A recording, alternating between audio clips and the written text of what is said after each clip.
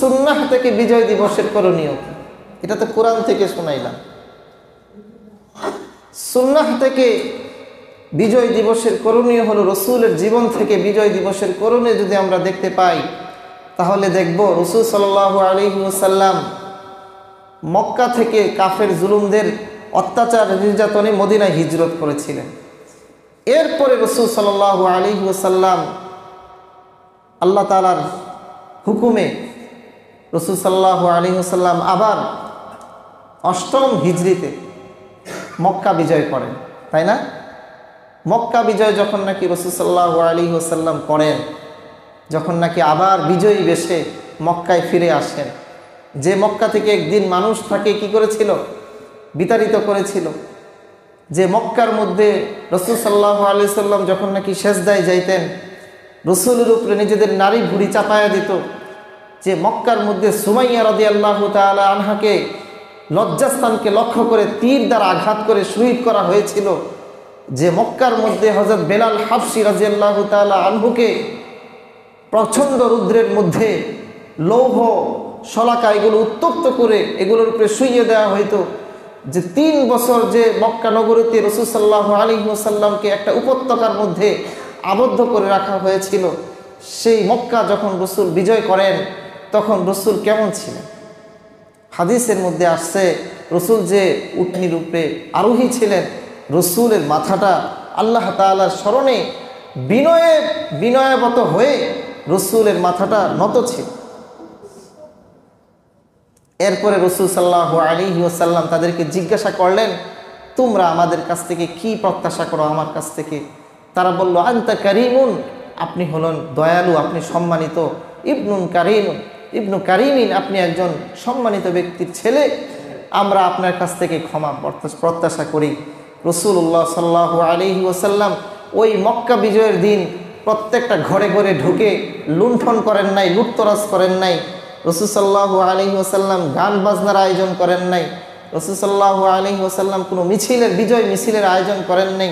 রাসূলুল্লাহ সাল্লাল্লাহু আলাইহি ওয়াসাল্লাম মক্কার প্রত্যেকটা সম্পদকে স্বাভাবিক অবস্থায় রাখেন, কোনো সম্পদ বিনষ্ট করেন নাই, কোনো নারীর উপরে আক্রমণ করেন নাই, কোনো এই ধরনের সাধারণ মানুষের উপরে কোনো ধরনের আক্রমণ হয় নাই। প্রত্যেকটা জিনিস স্ব অবস্থানে সুরক্ষিত অবস্থায় ছিল।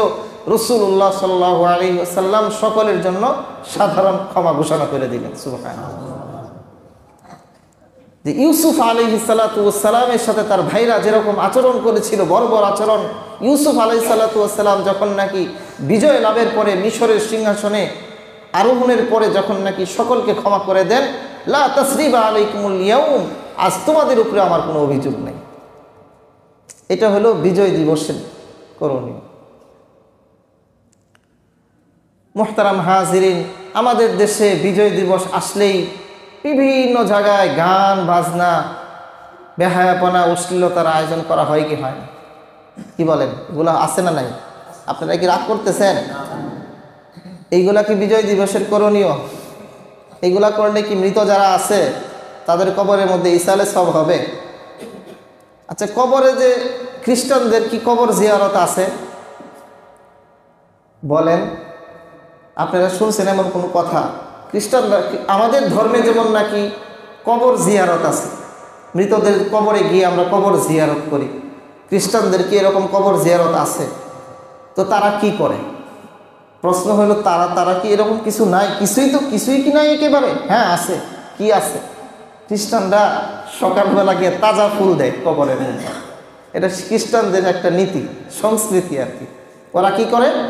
কবরের মধ্যে কি করে? তাজা ফুল দিয়ে আসে। এটা ভালোবাসা প্রকাশার।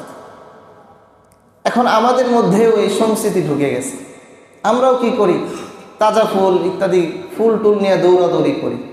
হাদিসের মধ্যে আসছে, মান তাশাব্বাহা বিকওমিন ফাহুয়া মিনহুম, যে ব্যক্তি নাকি কোনো জাতির সাদৃশ্যতা অবলম্বন করে সে তাদেরই অন্তর্ভুক্ত হবে।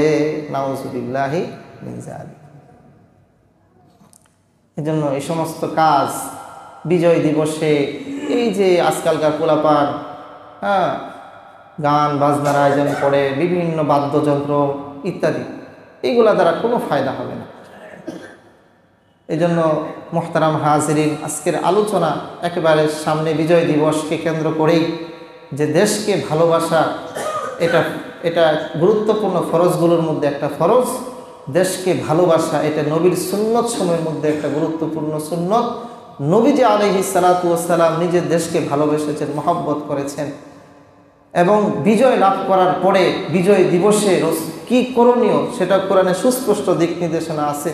রাসূল সাল্লাল্লাহু আলাইহি সাল্লাম নিজে মক্কা বিজয় লাভ করার পরে কেমন বিনয়ী ছিলেন সেই দিক নির্দেশনা আছে। এরপরেও কোনো বান্দা, কোনো মানুষ যদি বিজয় দিবসের করণীয় খুঁজে না পায়, তার কপাল পড়ে। কথা ঠিক কিনা বলেন?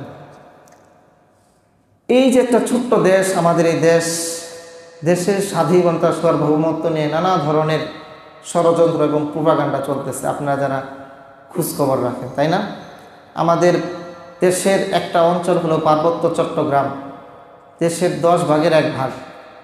এই পার্বত্য চট্টগ্রামের একেবারে প্রত্যন্ত অঞ্চলগুলোতে কেউ যদি আপনারা কখনো যান, সেখানে দেখবেন খ্রিস্টানদের গির্জা এবং খ্রিস্টান মিশনারিদের নানা ধরনের কাজ চলমান আছে।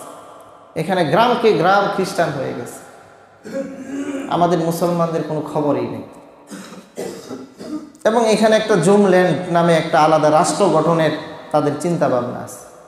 আপনারা জানেন যে ইন্দোনেশিয়া একটা মুসলিম বিশ্বের বড় দেশ, সেখানে পূর্ব তিমুর একটা রাষ্ট্র, আলাদা রাষ্ট্র ঘোষণা করা হয়েছে। এখানেও খ্রিস্টানদের সংখ্যা কম ছিল। খ্রিস্টান মিশনারিরা ওই দেশটাকে, ওইখানে গিয়ে খ্রিস্টান বানানোর পরিকল্পনা গ্রহণ করে। তাদের দাওয়াতে আস্তে আস্তে মানুষ খ্রিস্ট ধর্ম গ্রহণ করে।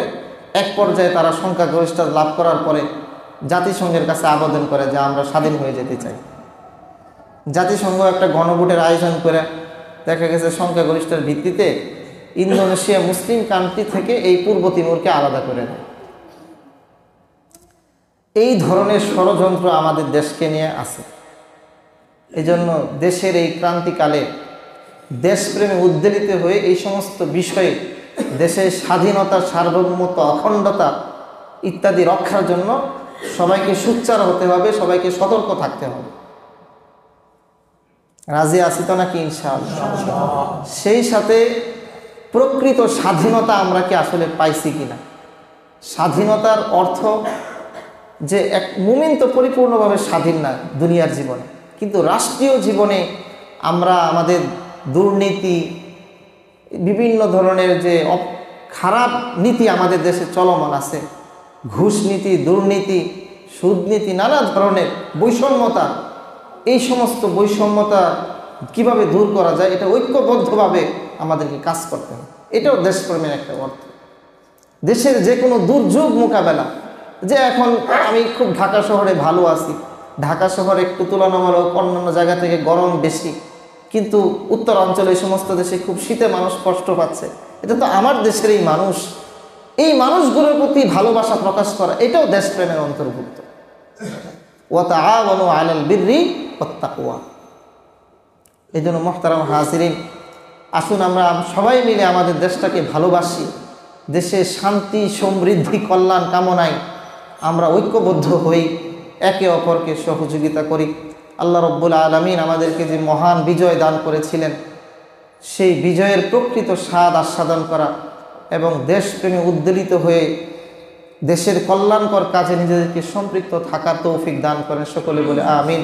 ওয়া আখিরু দাওয়ানা আলহামদুলিল্লাহি রাব্বিল আলামিন।